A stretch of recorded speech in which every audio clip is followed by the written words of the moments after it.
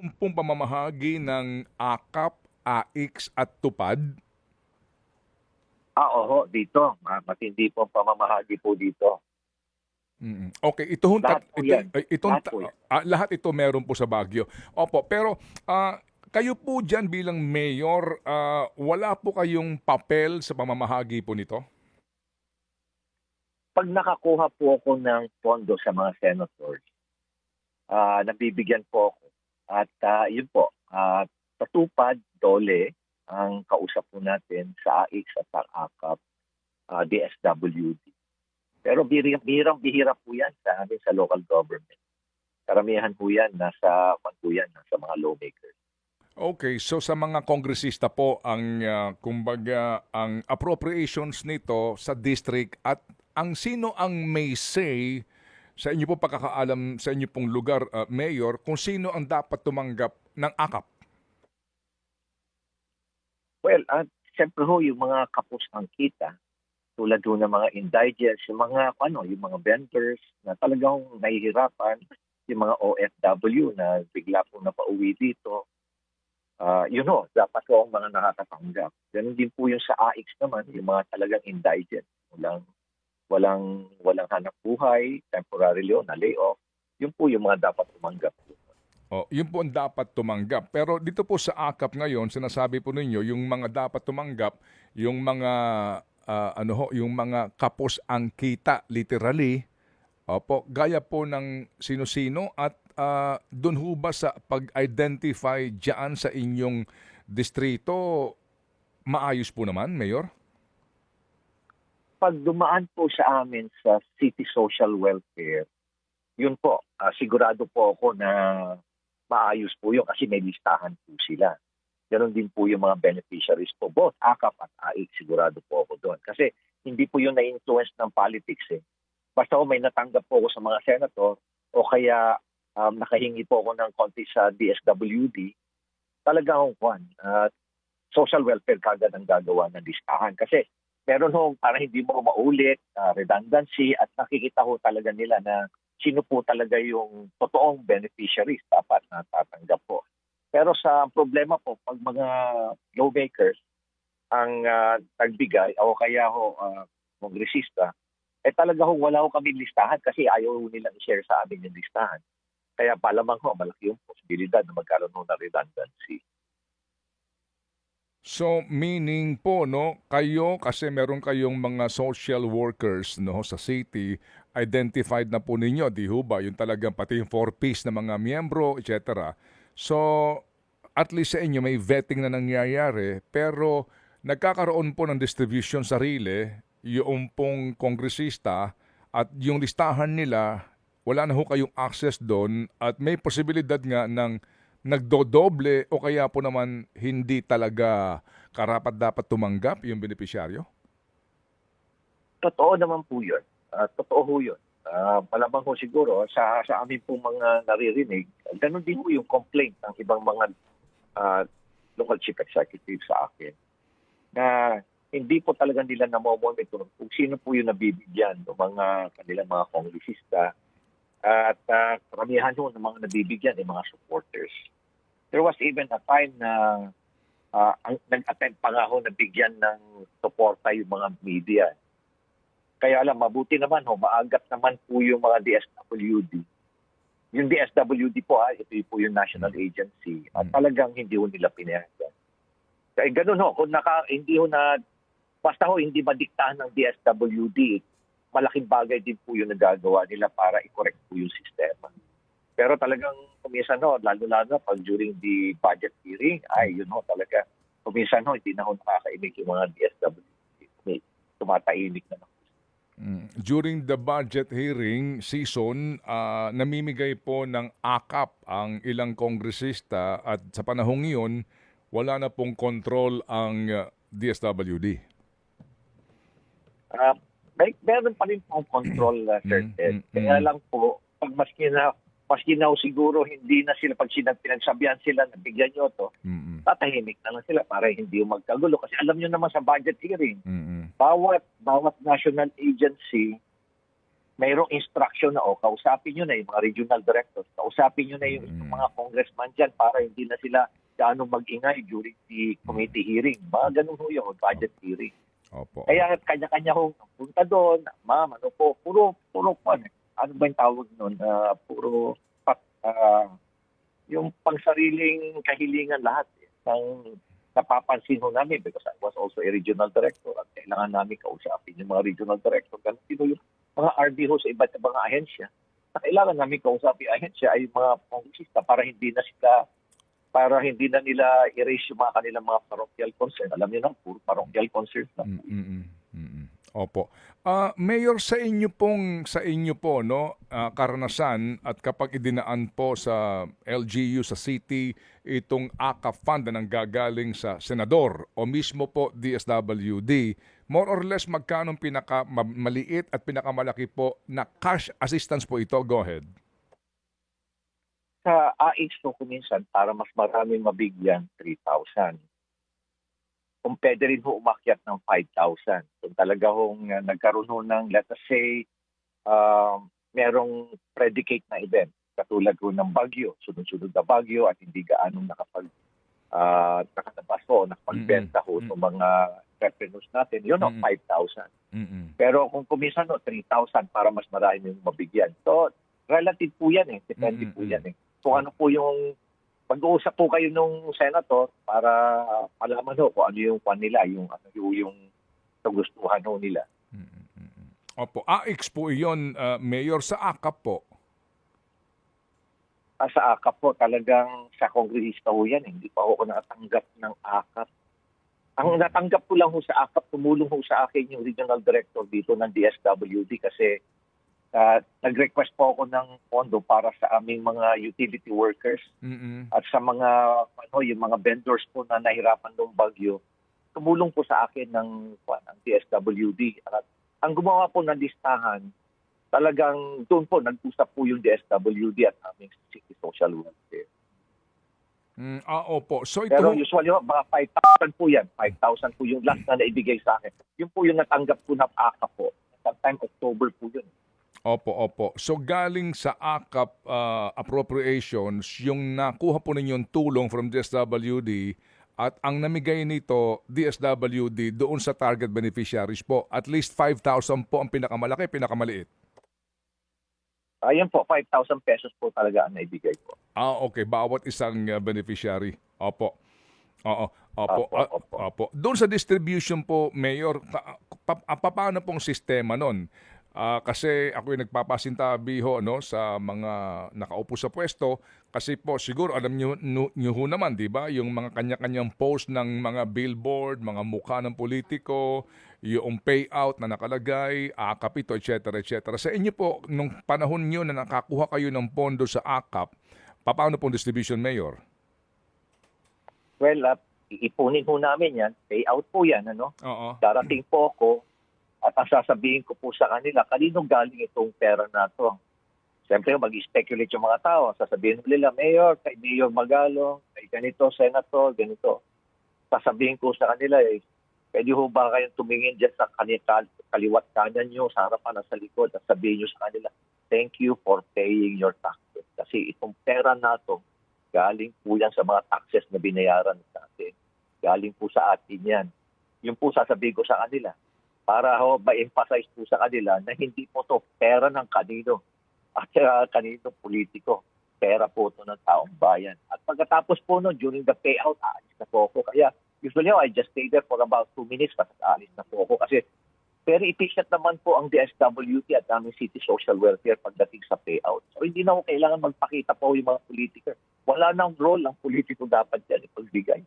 Kaya lang gustong-gusto nila, nandun sila yung namibigay, patapos magsasalita pa sila, wala ba to? Wala ito sa kabila. Meron ba ito sa kabila? Ito, kami na nagbibigay. Parang palalabasin pa nila na galing talaga sa kanila, sa bulsa nila. Ewan ko ba, bakit ganun na ho nangyari dito sa distribution ng mga ganitong klase ayuda. Opo. So dito po sa inyo, Mayor, with all due respect, wala kayong tarpaulin na may mukha kayo doon, pangalan kayo doon during the payout? Ay bawal po rito. Kuya Ed, wala akong Mm. epal dito. Bawal po, pati sa mga project po namin, bawal po talaga lahat. At Mhm. bawal, pinagbabawalan ko yung sarili ko na magbigay ho ng pera.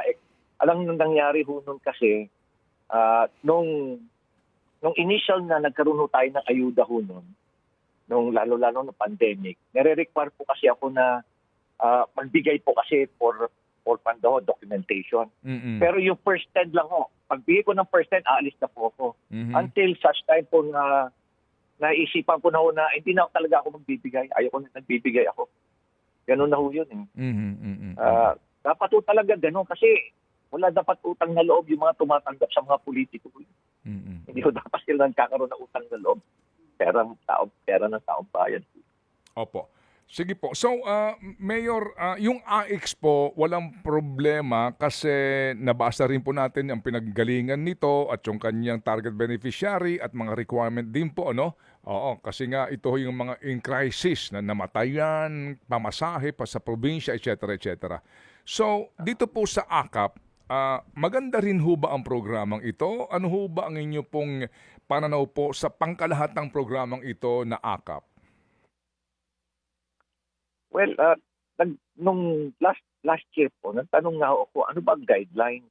Kung sasabi nilang kapos sa kita, pero dapat merong specific na guidelines. May mga provision. Nagulat po ako, wala eh. Parang kung ano na lang ang gusto ng politiko, ganun na lang ako siguro. Kaya nagulat po ako na ngayon, mabuti na lang ako, nagawa nung ng paraan na i-hold muna until such time na magkaroon pala ng guidelines. So all the while pala, nagdi-distribute ang AKAP na walang guidelines. Kaya nagulat nga po ako eh. Gulat na gulat po talaga ako. Lalo-lalo na ito, nabalitaan ko po itong mga pito-pito natin. Na 7 million na AKAP or AIX, 7 million na AIX, pwede mong ipalit ng AKAP, 7 million na MAIX, 7 million na TUPAD. Every time na mag-join ka ng sortie ni Speaker, provincial sorties nila. Nagulat po kami doon dahil una-una ang mga allegations po yun eh. Only to find out po na na-confirm, kino-confirm po ng mas mga reliable sources po namin. Kaya talagang parang wala na bang limit ito. Talaga bang anytime kayang-kaya din ang mag-produce ng pera habang hirap na hirap po tayo nangungutang. Ang dami hong pag nag-uusap po kami ng mga mayors, lalo-lalo na yung mga mayors for good governance. Talagang isa po yan sa mga sentenyan po natin. At isa pa rin po yung bakit ayaw i-share sa amin yung data or data ng mga nabigyan ng kabila. Ano ho yun? Sharing of data, kahapon po natanong din namin yung ASEC ng DSWD kasi hindi po ang panawagan nila si Lumagno et al, no, Mayor, na to be transparent, paano makakakuha ng listahan ng nakatanggap, taga saan, at yung kanyang economic profile at maging yung halaga na natanggap dito. Kayo ho ba dyan sa Baguio, meron ba kayong poder bilang elected local official na humingi nitong datos sa DSWD para din po sa kadahilan ng para meron na kayong record at wala na pong duplication? Kaya nyo ba makahingi ng ganun pong record, Mayor? Sir Ted, I tried to talk to the SWD. I even raised this matter with the secretary of the SWD during one of our engagements with the mayor. At talagang ang in-vote po nila, ang DSWD po gustong magbigay. Kaya lang meron nasasabihan sila na violation ng Privacy Act yan. Kaya tatakot naman sila. Kaya ayaw nilang, hindi sila nag-share sa amin ng data. Yun talaga yung isa sa mga problema namin. Kaya talagang malaki yung posibilidad na nakatanggap siya doon sa kabila, nakatanggap pa sa amin. Ganun yan. Kami nga willing kami i-share yung data namin. Mayor, sa isa pong isa hong kapulungan ng mga barangay kapitan diyan po sa Cebu ay gumawa na po ng resolusyon at sinasabi nga nila dito sa ombudsman baka pwede itong imbestigahan kasi nalalagay sila sa alanganin dahil may mga barangay nga doon na hindi dinadaan sa kanila at sila ang hinahanapan ng pera ng kanilang constituents. Diyan ho ba sa inyo pong lugar sa Baguio, meron din bang mga ganun po na mga barangay kapitan na maaring, alam niyo na kasi, hindi maitatanggi sa mga politiko rin po, may kanya-kanyang kaalyado po na barangay kapitan eh. Meron din ho bang ganyan sa inyong sitwasyon na ang ilang mga barangay kapitan ay naghumihingi sa inyo o kaya nagtatanong kung bakit si kapitan ganito meron ako wala? Wala naman po. Mhm. Wala naman po ako naririnig na gano'n na complaint, Sir Mhm. Ted. Mhm. Mhm. Dito, ang complaint po dito is pinipilit po sila mag-issue ng certification na indigent ito. Mhm. Kaya nagko-complain po sa akin yung mga kapitan, yung ibang kapitan. Bakit sila pinipilit na mag-issue ng certification? Yun din po actually ang issue po nitong sadyaan sa Daan Bantayan, no? Meron din pong sinasabi Oo. dito na para po yung Certificate of Indigency ang hinihingi sa kanila. Kaya ang ibang nga daw po, hindi agad-agad nagre-release kaya inaaway sila. Ganun po yung nangyayari dito. Ganun po yung nangyayari dito. Complain po sa akin, nilapitan po ako ng mga ibang barangay kapitan po. Okay, so itong Certificate of Indigency ay isa sa mga maari pong hawakan noong tatanggap noong AKAP ng cash assistance na ito. At diyan po sa inyo, may mga kapitan na ayaw mag-release nito kasi nga hindi naman talaga indigent yung tao? Totoo po yan. Sila po nakakailam. Meron po nakakaalam ng talagang economic situation po ng kanilang mga presidente po rito. Mm-mm. Isa po yun, yung mga kapitan. Talaga pong may sila, may status sila dyan. Sir Ted. Ano po ang inyong dito kaisipan po at kung mamarapati lang po ng mga proponents nito, pasintabi lang po. Ano po ang inyong kaisipan po at suhestyon po dito sa pagpapatupad ng AKAP na ito at ang kanya pong kahalagahan, no? Sa gitna po ng ilang pa mga programa ng gobyerno para po sa pagtulong pinansyal sa mga nangangailangan. Alam niyo po, Sir Ted, diretsuhan na lang po. Sa tingin ko, ito pong AKAP fund na ito, talagang election fund lang po ito. Nakakalungkot isipin nyo, sa ngayon, ang ipinapamigay pa lang nito mga ito may mga pondong AKAP at AIX. Sa ngayon, yan pa lang ang pinapamigay nila. Hindi pa nila napapamigay yung kanilang mga ninakaw sa gobyerno. So, yan pa lang binibigay nila, pera pa lang ng gobyerno, pinalabas na nilang kanila. So, talagang napakalaki ho ng kanilang election money. Kaya nakakalungkot. Kaya ako naman, tuwa-tuwa naman ako na magkakaroon na ng guidelines yung AKAP na yan. Actually, pati na rin ho yung AIX, naabuso na rin ho yan. Kita naman namin yung naramdaman namin. Kami naman po rito sa local government, nakikita naman po namin talaga kung paano po dinidisperse po. Opo, sige po. So, may tanong lang po si Chacha, Mayor, bago po kita babalikan. Oo. Mayor Benji, yung binabanggit nyo po na 77 scheme na sinasabi nyo na galing sa isang reliable source, although kanina narinig ko parang napatunayan, ito po bang reliable source sa binabanggit nyo ay mula rin sa Kongreso? Opo, sa Kongreso po yan. Ibig sabihin ho yan, every time na you join a sortie, you get this 777. 7 million po yan na AIX o pwede mo ipalit ng AKAP. 7 million na MAIX sa medical assistant. Tapos 7 million na tupad. So that's 21 million. Mm-mm. Kung nakadalawang sortie ka, meron ka 42 million. Kung nakatatlo ka o nakaapat ka, meron kang 84 million. Oo, malaki. Oo, dumami ng dumami. Mm-mm. Dumami ng dumami. Oo. Kaya sabi ko, minsan may tinanong akong kongresista Sabi ko, Pong, aware ka ba dito sa Juan? Tatanungin lang kita, diretsuhan lang tayo kung 777. Ay, oo. Ngayon dumadami na kasi nalalaman na ng ibang mga kongresista na kaya marami na sumasama sa sortie. So, ibig sabihin ba, kaya pa rin yung 777, 37 o 27 na lang? Hindi, 37 pa rin. Pero nilimit na lang sa 4 na sortie. Maximum na lang na 4 na sortie. Bukod po dun sa sinabi niya sa inyo at nagtanong kayo kung totoo ba, siya po ba mismo itong reliable source nakatanggap din daw nung sinasabi na ipinamimigay po? Oh yes, oo. Nakatanggap din sila. Nakatanggap din sila. Dahil siyempre, kailangan din nila para meron din sila maibigay sa kanilang mga constituent. Pero nakokonsensya sila. Alam mo, hindi lang isa nakausap ko. hindi lang isa nakausap ko. May mga congressista nga na lumalapit sa akin. Miss Ma'am, pipisilin pa yung aking braso at sasabihin sa akin na ituloy mo lang yan, Mayor Benji. Totoo yan. Mayor, dito po sa pagsisiwalat nyo nito, hindi naman po ito unang beses sa sinabi nyo dito sa ating programa. Hindi naman po kayo nakakatanggap ng kahit anong panggigipit sa inyo po mismo? Ay, sigurado ako magkakaroon ako ng yan. Sigurado naman po ako na baka maipit din po ako. Kaya nga sabi ko nga, itong mga allegations na ito coming from reliable sources naman. Mayor, ito ho ngayong sitwasyon ng nabanggit nyo nga po na korupsyon na nangyayari kasi nga sabi ho ninyo hindi pa ho pinamimigay yung mga ninakaw nilang pera.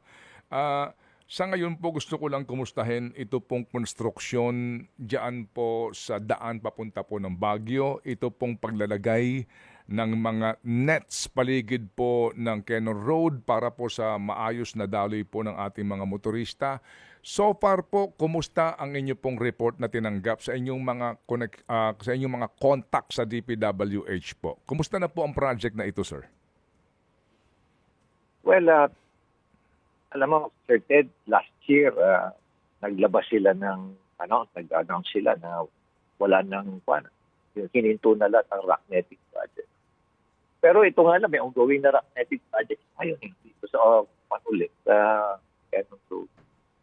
Pero naman, isipin mo, yung bawat square meters niyan is nasa detailed unit price analysis yan, nasa contract. Mm-hmm. Every square meter ho yan, 25,000 pesos. Mm-hmm. When in fact, ang talagang cost po niyan is kung dalawang klase ho yan kasi, ito po yung active at yung passive. Yung active po, ito yung rack screen. Yung active po, ito yung merong stud. Ito yung may pahabang pole na itutusok. May stud. Ang cost po niyan, mga 4,300. Pero kung rack screen lang, mga 2,000 to 300 lang.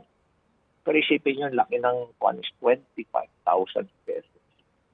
So, ibig sabihin niya, sa bawat square meter, ang kinikita nyo, almost mga 15,000 pesos. Grabe ho talaga. Ilang yan? Ilang thousands and thousands of square meters po ang ginawa yan. Nagsibagsakan na nga ho yung ibang rock netting na ginawa ho rito. Pero walang nag-imbestiga. Nakakalungkot nga ho na walang nag-imbestiga, walang nagre-raise ng issue.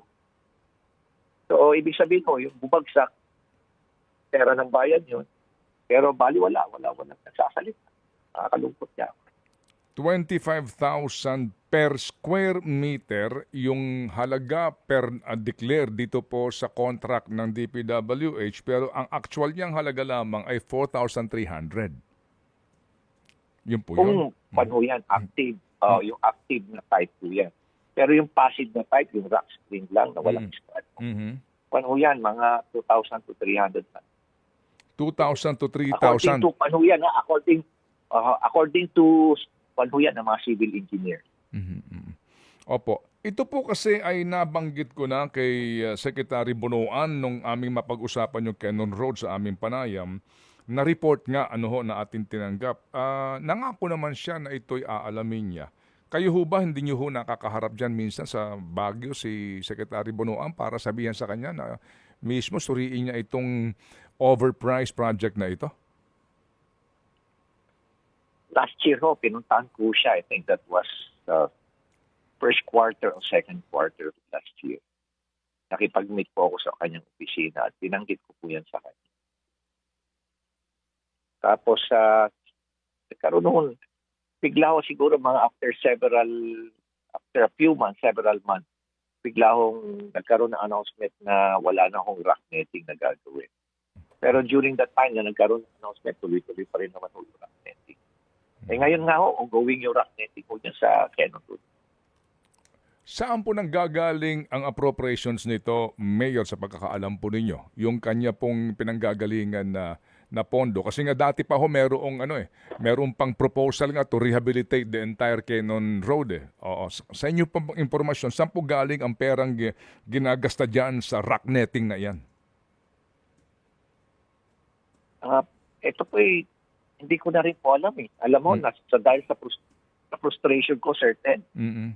Ayaw ko na rin kasi mapro-frustrate lang po ako. Mm-mm. Opo. Kaya siguro kung ano to, siguro nasa siguro nasagaan na rin siguro po to ng ng DPWH Mm-mm. o kaya sa mga savings nila. Mm-mm. Pero ang nag-approve naman po ng mga projects, certain diretsuhan na lang po tayo. Sino mo ba namimili ng mga district engineer at mga regional director ng DPWH? Siguro kayo mismo nakakausap niyo yung mga ibang mga governors at mayors. Sino talaga namimili po dyan? Hindi naman ho yung secretary ng DPWH na namimili dyan. Kaya sino kasabwat niyan? Sino nag-a-approve ng mga projects? Ako mismo nakita ko. Ako, testigo ako mismo, personal knowledge ko, nakita ko nilalabas yung project ng DPWH, tapos ang nag-a-approve. Politiko nag-a-approve. Gulat nga ako, bakit sila nag-a-approve? Alam ko, di ba? Trabaho nila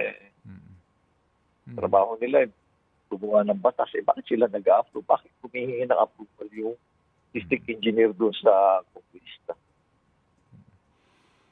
Minsan po ako nagawi dyan at meron akong nakausap na ang sabi po sa akin, hindi na nga daw masikmura yung laki ng komisyonan sa ganyang infra project. Yung iba ho naman din dahil tukoy nila itong ang politiko na nasa likod nito. Ito bang report na ito na tanggap na po ninyo na mismo yung mga kontratista ho naman din, siyempre kita rin sila pero yung iba ho, ang reklamo nga, sobra naman daw pong garapal. Alam niyo, Sir Ted, gumawa na po ako ng based doon sa mga binanggit ko sa mga competition, mga contractors po sa akin. Gumawa nga ako ng computation. Actually, yung mga numbers po doon sa nilagay ko doon, galing po sa kanila. Tapos po, ang paborito kasi nila na talagang malaki ang kita. Kasi kung sa mga road construction, sa mga road pavement, except for asphalt overlay. Kung gagawa ko ng kalsada, mga bridges, o kaya vertical, talaga hong yan. Talaga hong siguro 12%. Ganun lang ho yan. Mga 15%, 18%. Ganun lang hong kukunin yan. Pero kung yung mga projects ko like rock netting, asphalt overlay, road opening, kasi yung road opening, magtatanggal ka ng bundok dyan Magbabawas ka sa bundok, tapos palalabasin mo na, let us say, 10,000 square meters lang. Sa technical study, palalabasin naman nilang 100,000 square cubic meters na lupa ang tinanggal dahil sino magsusukat yan? Dito ho ba? Sila rin lang naman na magsusukat yan. Mag-aabot lang naman sila under the table na di lusot na uli yan. Asphalt overlay, let us say 5 mm o 4 mm dapat. Pero ilang beses dapat nilang titisin, gagawin nila. Isun lang siguro ng ilang beses lang. Kaya ang bilis dito nga ako sa Baguio, ang bilis matanggal yung mga asphalt overlay rito pag binagyo. Sunod-sunod na Baguio, tanggal na naman isang kalsada na naman namin dito. Ubus na naman yung asphalt overlay na nilagay nila. Yung cat's eye. Alam niyo ba yung kung magkano isang piraso niya? Magkano? 11,720 yung cat's eye? pesos yung bawat piraso niya. Magkano? 11,720. 11,700. Detailed unit price analysis. Nasa detailed unit price analysis po yan. 11,720. Ang isang cat's eye? Opo, isang cat's eye ho yan. Ang isang piraso ho niyan, actual cost po yan. Kami po na humingi po ng quotation ho sa legitimate supplier din ho ng DPW. Ang binigay ho sa amin is 1,800. Wow. 1,350 na yung per piece plus 200 na installation plus 246 pesos na tax. That's about 1,800. So, bawat piraso, ang markup is 9,900. Paano yung railings sa yung barandilya, sa mga kurbada? Ayun po yun, Sir Ted. Alam niyo, kung may sana ako, nag-Zoom meeting na lang tayo para maipakita ko sa inyo. Yan po yan sa kurbada. Tama ho yung sinabi niya, Sir Ted, kurbada. Bakit ho? Pumunta ho kayo rito sa Marcos Highway. Pati ho, diretsong kalsada, nilagyan ho nila. Alam niyo ho ba kung magkano po yung isang Ang presyo ho niyan, sa detailed unit price analysis, it's 121,330 pesos per meter. Per Per meter? meter po yan. Per meter po yan. So kumontak po kami sa isang Chinese supplier at nag-research din po kami sa internet. Alam niyo ba kung magkano presyo niyan? $255 per meter. O sabihin na lang ho natin, para mas madali ho yung computation, $300 na lang. 50. Tapos freight and tax at na. Mhm. Sabihin na lang natin, 20,000 pesos. Mhm. So isipin nyo, per square meter, 100,000. per square meter, 100,000. Inoperan nga ho niyan ako eh. Inoperan po ako ng mga supplier niyan. Sinabi sa akin, Mayor, 40-60 tayo rito pag ikaw po pondo. 40-60. Pero kung nakakuha tayo ng pondo sa taas, 6% ka lang. Sabi sa akin. Mayor, ito ho ba yung may mga gulong? Oo, yung mga yung rollers. Yung rollers, po, yes. Oh, yung may mga gulong na kulay orange, no? Na papanig Opo, sa opo, Marcos Highway. So, 100,000 opo, per meter ang patong. Oo, per meter. Kaya ho, ginawa ko nila per meter. Kaya nga ho, per meter yun. Kaya ho, hundreds and hundreds of kilometers po yung ginawa. Kaya ho talaga isipin nyo na lang kung gano'ng kalaki ho talaga ang kinita ko. Yung 60-40 po na offer sa inyo ng contractor, ano po yon? 60 sa kanila o 60 ikaw? Ang offer ho, kung local government ang magpopondo, Mhm. it's 60-40. 40% sa akin Mhm. at 60% sa kanila. Mhm. So, ang sabi ko nga sa kanila, bawal yan dito eh. Sabi ko, so ibababa nyo yung presyo. So, ibababa nyo yung presyo, sabi ko sa kanila. So, ibababa nyo ng around 70,000 pesos. Mhm. Ay, sir, hindi po namin pwedeng gawin yan. Bakit hindi nyo pwedeng gawin? Sir, established cost na po yan eh. May detailed unit price analysis. Hindi ka pa pwedeng lumihis So, doon. Mhm. Oo. Sabi ko, bawal yan dito. Sir, bakit ganito na lang, sir? Sabi niya, yung share mo, gawin mo na lang natin na project uli. Sabi sa akin. Ganito na lang, sir. Sabi pa, pinagtag uli nila. Actually, sir, pwede pa namin ibaba ng 100,000. Pero Opo. 60-40 pa rin tayo. Sabi nila sa akin, 60-40 pa rin tayo. Sabi ko, ano mangyayari doon sa 21,000? Sir, para sa iyo lang yun. Solong-solo mo yung 21,000. It's yung 40,000 mo pa, sir. Yung 100,000 na lang, yung 40-60. Pwede natin gamitin sa project para meron ka, sir, para sa election. Yan ho bang paglapit sa inyo? Kasi, klaro ko lang, hindi ho ba ito pong uri ng overpricing nito pong mga construction projects na ito under DPWH? Nangyari na po ito during the term of President Digong, di ba? All the way, carry over lang ngayon? Oho, meron na po, alam po, meron na po nangyari dyan. Eh. Meron na po. Kasi ang Baguio City po, ang unang-unang inoferan po yan ng isang Korean firm.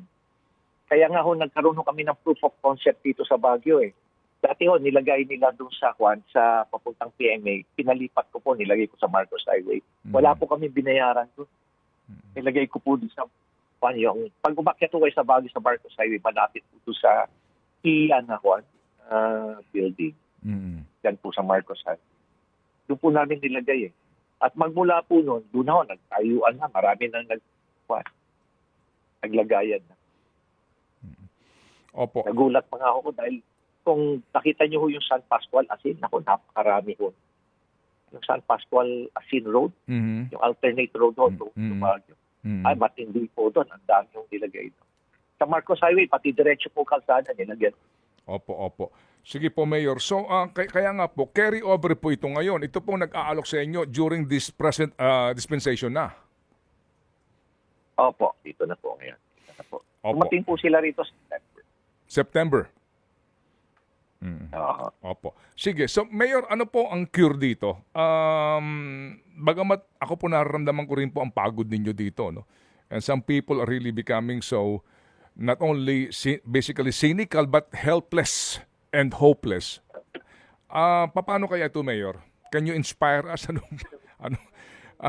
Mayor, Nakakapagod na po ito, Mayor. Ano pong inyong masasabi po sa amin? Alam niyo, Sir Ted, talagang nakakapagod ho. At talaga ho kung sino yung nagsasalita, kami po ang palalabasin na korap po kami. Eh dito nga ako sa Baguio, halos sabihin na lang ko na pag-aari ko na lahat ng mga buildings dito at lahat ng negosyo rito sa Baguio. Lahat ng lupain ho rito sa Baguio, halos sabihin na lang na pag-aari ko na ito lahat.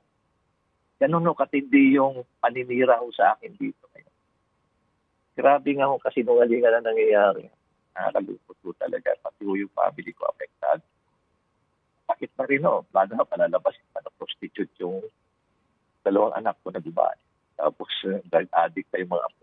Ganun ho talaga yung paninira. Nakakalupot talaga. Pero hindi. Kailangan talaga ho, mag-ingay ho tayo. We have to speak up, speak out. Kailangan ho talaga magsalita tayo. Kailangan, alam mo, Sir Ted, we really need to, band together, show solidarity against corruption. Kailangan nung makreate natin yung critical mass. Hindi naman, wala naman ho tayong intention na palitan yung gobyerno, patalsikin yung ating presidente. Hindi naman ho yun eh. In fact, tinutulungan nga ho natin siya rito. Pero it's about time ho na buksan na ho nila kanilang mga mata. At third-party audit, siyempre, maraming kaso rin no, siguro ginagawa itong mga COA, pero itong mga special cases ho nato siguro, kumuha na ng mga SGB. Kumuha na, ang dami naman ho tayo mga third party na mga audit na companies, so, like SGB.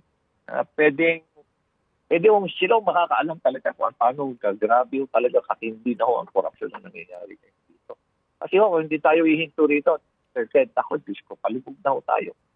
Isipin nyo, yung babayaran ho natin ngayong taon na to, na from BIGAA, 877 billion ang ipabayad lang natin sa debt interest. Taon-taon no, nagdagdag tayo.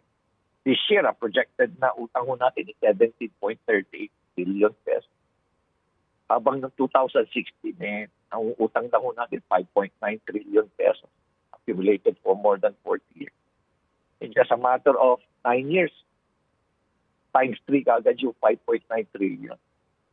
17.38 na ang projection ngayon. Itong taon na ito. Patataas pa ho yan. I believe baka umabot pa ho yan ng 18 trillion. Sige po. Mayor, salamat po ng marami. Kinakapos lang po din tayo sa oras pero hindi pa ho tayo tapos. Sabi nga po ninyo, kayo pinananawagan na kung maaari nga ay magkaisa po, hindi naman sa adhikain mo na pabaksakin ng gobyerno, pero para gisingin lang mismo din po ang ating presidente. Opo. Ang ating presidente, gisingin at para mamulat ang mata ng lahat dito nga sa talamak na nangyayaring korupsyon na ito sa ating bayan. Mayor, stand like a rock and keep the flame burning, sir.